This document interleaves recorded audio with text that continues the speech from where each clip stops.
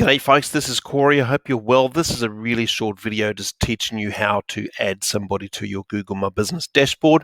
There's a variety of reasons why you would look to do that, but it's pretty useful and this is a pretty short video, so I'm just going to hide my head for you.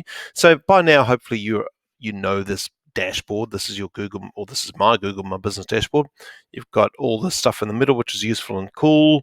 Reviews down there, all the activity, and down the left hand side you've got some menu items. Now if you scroll down to users, click on there and you'll see that at the moment I'm the primary owner for my listing.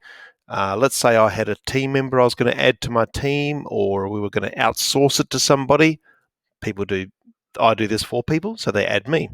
But let's say you were going to outsource it to me or somebody else, or you're going to build a team and get some help.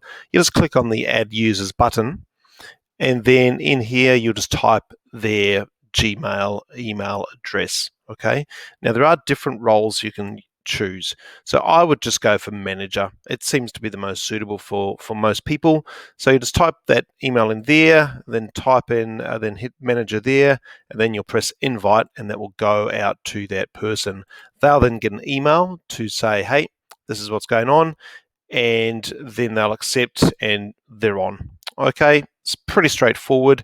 I do recommend as you grow your team, this is something you get somebody to help you with because it's such a great little thing.